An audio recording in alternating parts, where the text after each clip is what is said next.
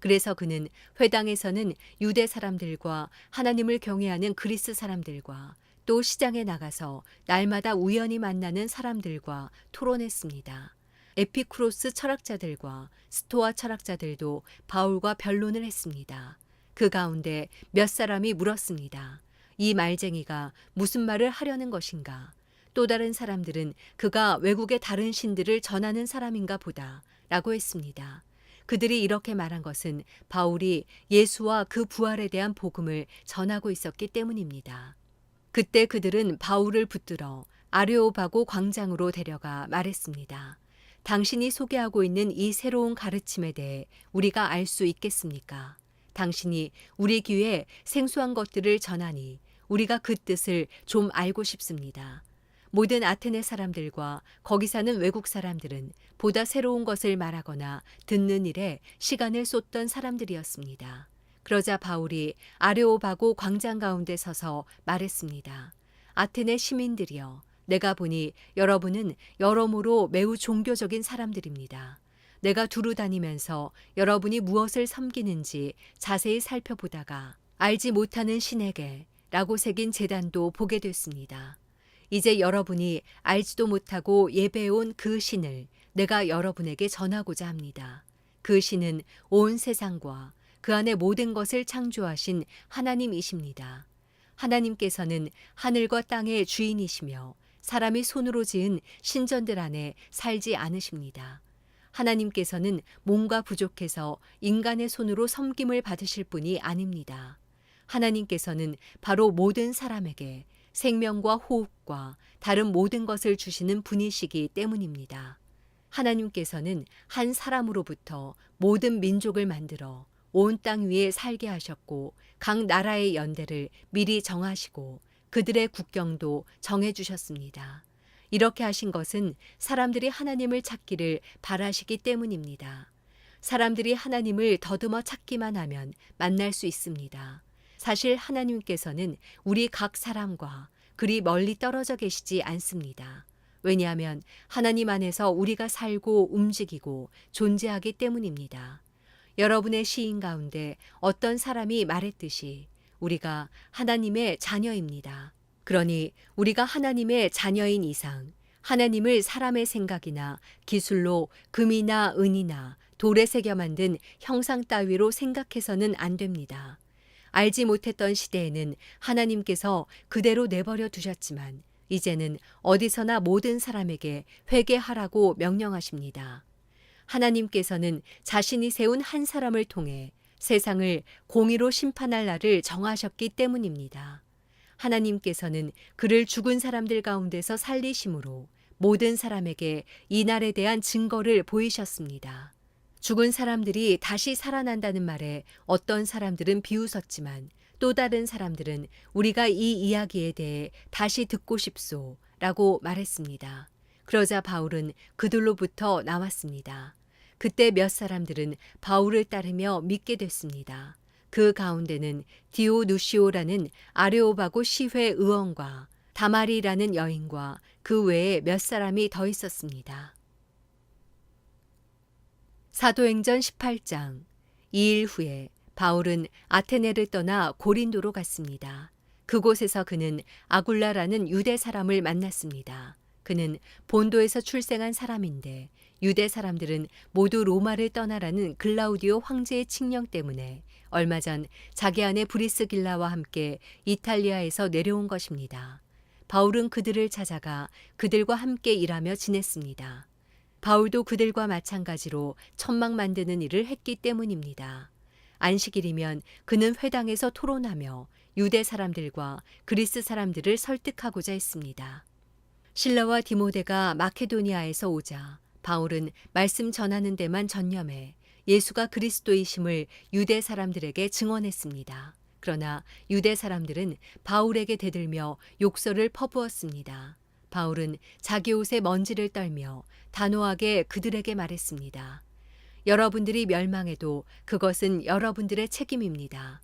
나는 이제 책임이 없습니다. 이제 나는 이방 사람들에게 가겠습니다. 그러고 나서 바울은 회당을 떠나 디도 유스도라는 사람의 집으로 갔습니다. 그는 하나님을 경외하는 이방 사람인데 그의 집은 회당 바로 옆에 있었습니다. 회당장 그리스보와 그 온 집안이 주를 믿게 됐고 바울의 말에 들은 다른 많은 고린도 사람들도 믿고 세례를 받았습니다. 어느 날 밤 주께서 환상 가운데 바울에게 말씀하셨습니다.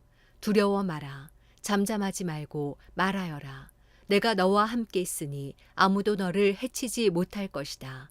이 도시에는 내 백성이 많다. 그래서 바울은 그곳에 1년 반 동안 머물면서 그들에게 하나님의 말씀을 가르쳤습니다. 갈리오가 아가야 지방의 총독이었을 때 유대 사람들이 일제히 들고 일어나 바울을 잡아 법정으로 끌고 가 이 사람이 율법에 어긋난 방법으로 하나님을 섬기라고 사람들을 설득하고 있습니다. 라고 고소했습니다. 바울이 막 입을 열려고 하는데 갈리오가 유대 사람들에게 말했습니다. 크든 작든 무슨 죄가 있어 너희 유대 사람들이 불평한다면 내가 들어줄만 하오. 그러나 그것이 언어와 명칭과 당신네 유대 사람들만의 율법과 관련된 것이라면 당신들 스스로 알아서 해결하시오. 나는 그런 일에 재판자가 될 수 없소. 그리고 그들을 법정에서 쫓아냈습니다. 그러자 그들 모두는 회당장 소스데네를 붙들어 법정 앞에서 그를 마구 때렸습니다. 그러나 갈리오는 이 일에 전혀 상관하지 않았습니다. 바울은 얼마 동안 고린도에 머물렀습니다. 그러고 나서 그는 형제들과 작별하고 배를 타고 시리아로 가게 됐는데 그때 브리스길라와 아굴라도 동행했습니다. 배를 타고 출항하기에 앞서 바울은 전에 서원했던 것이 있어서 갱그레아에서 머리를 깎았습니다. 그들은 에베소에 도착했습니다. 바울은 브리스길라와 아굴라를 그곳에 남겨두고 혼자 회당에 들어가서 유대 사람들과 토론했습니다. 좀 더 머물러 달라는 그들의 요청을 바울은 뿌리쳤습니다. 그러나 그는 떠나면서 하나님의 뜻이라면 다시 돌아오겠습니다. 라고 말했습니다. 그러고 나서 그는 배를 타고 에베소를 떠났습니다. 그는 가이사랴에 도착해서 예루살렘 교회에 올라가 인사한 뒤 안디옥으로 내려갔습니다. 안디옥에서 얼마 동안 지내던 바울은 그곳을 떠나 갈라디아와 부르기아 지방을 두루 돌며 모든 제자들에게 힘을 북돋워 주었습니다. 한편 알렉산드리아에서 태어난 아볼로라는 유대 사람이 에베소로 왔습니다. 그는 학식이 많고 성경에 능통한 사람이었습니다. 그는 일찍부터 주의 도를 배워 열정을 가지고 전도할 뿐 아니라 예수에 대해서도 정확하게 가르쳤습니다. 그러나 요한의 세례만 알고 있을 뿐이었습니다. 그가 회당에서 담대히 말하기를 시작하자 그의 말을 들은 브리스길라와 아굴라는 그를 집으로 데려다 하나님의 도에 대해 더욱 정확하게 설명해 주었습니다. 아볼라가 아가야 지방으로 가고 싶어 하자 형제들은 그를 격려해 주면서 그곳에 있는 제자들에게도 편지를 써서 그를 영접해 주도록 했습니다. 아볼로는 그곳에 도착해 하나님의 은혜로 믿게 된 사람들에게 큰 도움을 주었습니다. 이것은 그가 성경을 가지고 예수가 그리스도이심을 보여줌으로써 공중 앞에서 유대 사람들을 향해 강력하게 논증했기 때문입니다. 사도행전 19장. 아볼로가 고린도에 있는 동안 바울은 윗지방을 거쳐서 에베소에 도착했습니다. 거기서 그는 몇몇 제자들을 만났습니다. 바울이 그들에게 여러분은 믿을 때 성령을 받았습니까? 라고 물었습니다. 그들이 대답했습니다. 아니요, 우리는 성령이 있다는 사실도 듣지 못했습니다. 그래서 바울이 물었습니다. 그렇다면 여러분은 어떤 세례를 받았습니까? 그들이 대답했습니다. 요한의 세례입니다. 바울이 말했습니다. 요한의 세례는 회개의 세례입니다. 그는 백성들에게 자기 뒤에 오실 분을 믿으라고 했는데 그분이 바로 예수입니다.